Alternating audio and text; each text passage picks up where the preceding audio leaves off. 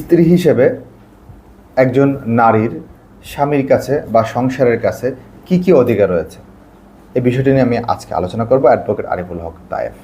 আমরা অধিকার সম্পর্কে সচেতন না হওয়ার কারণে, না জানার কারণে অনেক কিছু থেকে বঞ্চিত হই, নীরবে সহ্য করে যাই অমানবিক নির্যাতন এবং অধিকার বঞ্চিত। তা আজকে এই বিষয়টি নিয়ে ক্লিয়ার করব।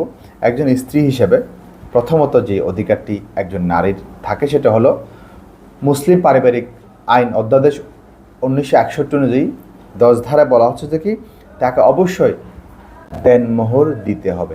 এই দেনমোহর দুই রকম হতে পারে, একটি হলো তাৎক্ষণিক, একটি হলো বিলম্বিত।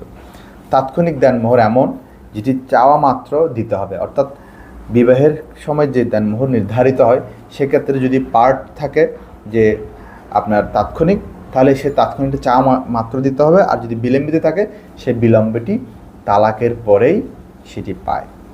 তবে যেটাই হোক আপনার দেনমোহরটি নারীর হক, এটি নারীকে দিতে হবে। একটি চুক্তি করলে আমরা অন্যের সাথে যেভাবে চুক্তিকে আমাদের আইনগতভাবে বাস্তবায়ন করতে হয় ঠিক তেমনি এই কাবিননামাটি বাস্তবায়ন করতে হবে।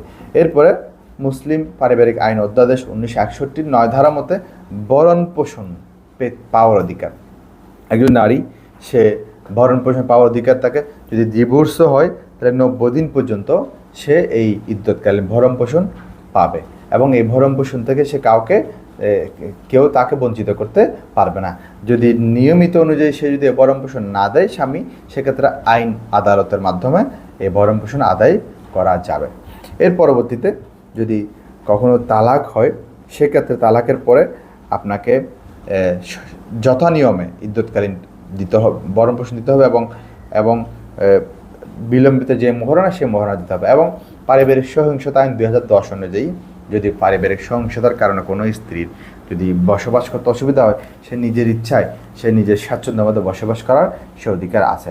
সুতরাং আমাদের অধিকার জানলে আমাদের অনেক কিছু থেকে সমাধান হয়। তবে অতি অধিকার প্রয়োগ করতে গিয়ে সমাজে যাতে বিশৃঙ্খলা না হয়, স্বামী স্ত্রীর সংসারে যাতে জ্ঞানজাম না হয়, ইভেন সেই অতিরিক্ত অধিকারের দাবি করতে গিয়ে যে সংসার যাতে ভেঙে না যায় শেষ পর্যন্ত, সেই বিষয়টিও আমাদেরকে দেখতে হবে।